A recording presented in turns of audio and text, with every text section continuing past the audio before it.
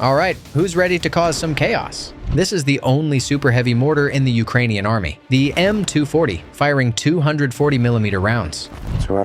Yeah, everyone's jealous of us. More people have seen a HIMARS in action than this beast. It's one of the rarest weapons in this entire war. There's one more sitting in a museum, and another with a cracked barrel. To load it, you need at least 4 strong guys, and even that's not always enough.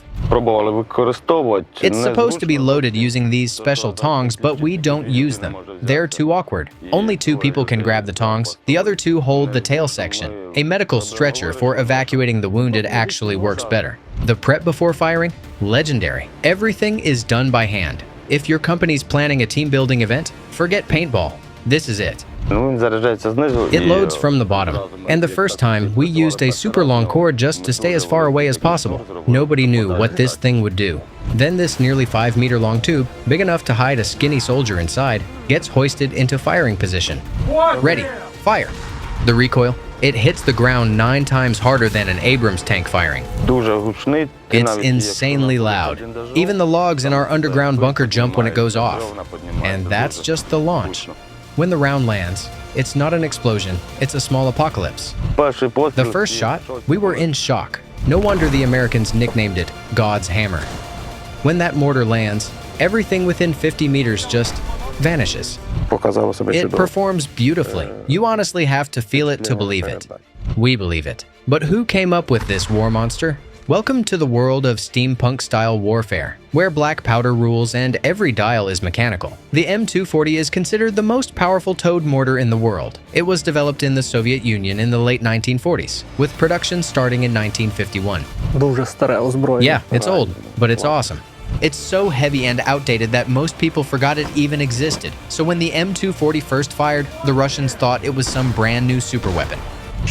After the first 2 shots, they launched every drone they had, just to figure out what hit them. So, what can it actually do? Obliterate fortified targets, pillboxes, bunkers, concrete buildings, anything hiding in urban areas. Its main round is the F864 high-explosive mortar shell, weighing in at 130 kilos. It's the same ammo used by the 2 S4 Tulpan self-propelled mortar. When 130 kilos land on your head, you feel it. The blast leaves a crater 13 to 16 feet deep and up to 30 feet across, and the fragments? They scatter for hundreds of meters. There's also a more exotic 228-kilo rocket-assisted round, the 3F2, but it hasn't been spotted in Ukraine. Max firing range? 9 kilometers. That's the most you'll get, which means the crew, 11 to 12 people, works almost right on the front line, so everything has to happen fast. Fire a few shots, then hide. But speed isn't just about muscle. This 130-kilogram diva of a round can be temperamental. You have to grease the round before you drop it in. If it's dry, it sticks and gets jammed. And with all that grease, the barrel gets filthy, cleaning it manually. Forget it. You need a vehicle just to push in and pull out the giant bore brush, aka the world's angriest bottle scrubber.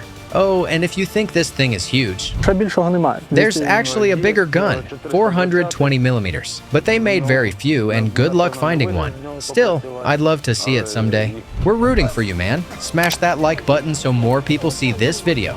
Maybe, just maybe, some Mr. X out there has a 420 millimeter monster just waiting to be donated to Ukraine. That's how the M240 ended up here too. No one knows how, but we're glad it did. Now let's stay in steampunk mode. Imagine if someone fused a Volkswagen with a cannon. You'd get this thing, the FH71 55mm howitzer. It's both towed and self-propelled. Seriously. Here sits the assistant gunner. This is the engine start. You drive it using a lever. The rear wheels turn. So yeah, the gunner also has to be a part-time driver. Wonder if they get paid extra. The little built-in engine lets the FH70 crawl on its own for a few miles. Top speed, 16 kilometers per hour. Weird? Yes, but back in the day, this thing was revolutionary. When we first saw it, we called it a walk-behind tractor. And honestly, that's exactly what it feels like. That's because the FH70 was a joint project between the UK, Germany, and Italy in the late 1970s. And each country had its own idea of what makes a great howitzer. But how does that translate on the battlefield? You can roll it right into a tree line by itself. The vehicle just unhooks and drives off. No need to bulldoze trees to bring it in. That kind of maneuverability without a tow truck? Huge bonus in combat. Any other perks? You don't need brute strength or extra tools to set it up for firing. Everything's controlled with buttons and levers. The hydraulics are great. It does have a semi-automatic loading tray, but let's be real. The loader still has to be a beast. You're carrying heavy rounds and slapping them into place. As for accuracy, how does it hold up? First shot lands about 50 to 60 meters from target. Second one, direct hit. Yeah, we shoot, wait for corrections, and hit it clean on the second try. Early in the war, Ukraine received around 20 FH-70s, but way more of this next weapon showed up. Nope, it's not the classic Browning M2. Meet its Turkish cousin, the Canik M2 QCB. And that's why this heavy machine gun made it into the video. Not many people realize Turkey is a serious weapons manufacturer. Effective range, about 1,800 to 2,000 meters. So it matches the original in firepower. But does it have any tricks up its sleeve? You can swap barrels in 5 to 7 seconds, tops. That's a major advantage over the American Modus, where the process takes way longer. With a spare barrel on hand, overheating isn't a problem. Just keep the ammo coming. And what about long-term reliability? It's still early. Time will tell. But we'll keep tracking the Canik M2's performance in combat and bring you updates in future videos. Now, some weapons on the front lines today already proved their worth in past wars, got sent into retirement, and are now back in the fight thanks to Russia's full-scale invasion of Ukraine. Spotting this relic on the front line is like running into a dinosaur in a city park. This is the brdm, a Soviet armored car from the second generation of the 1960s. Basically, it's the iPhone 2 of military vehicles, chunky, outdated, and made of pure metal. It was mainly built for recon, including radiation monitoring. It's got a V8 engine with a 5.5-liter volume. Not bad for its age. Kindly reminder, hitting that subscribe button while watching really helps the channel grow. But the brdm comes with a catch. Its engine is so loud you can hear it blocks away. Before the war, it was more of a joyride for kids. Now, it's back in action. Soldiers call it bardak, which roughly translates to mess. And honestly, once you peek inside, you'll see it lives up to the name. Looks decent in the blueprint though. But what's with those tiny skateboard-looking wheels? Turns out those are retractable helper wheels, used for crossing trenches or climbing berms. When the main wheels get stuck, the mini ones drop down like little legs and push the thing forward. We removed them. They're kinda useless now. Replace that space with extra doors. And check this out. This goofy-looking part, that's a water jet. And up front, a wave breaker. It can do 11 kilometers per hour in water. Whoa. So maybe this thing isn't as primitive as it looks. Soviet engineers actually designed it to cross rough terrain, ford rivers, scout enemy positions, and not stall in the process. And on regular roads, the speed's surprising. On the highway, it can hit almost 100 kilometers per hour. Problem is, the brakes are trash. Fast? Yes. But outrunning a drone? Not happening. Can it survive an FPV hit? Nope. Its armor is only good against small arms and light shrapnel. Still, it's not just the off-road performance that makes it valuable. It's the weapons too. It's got a 14.5mm KPVT machine gun with 800 rounds, range up to 2 kilometers.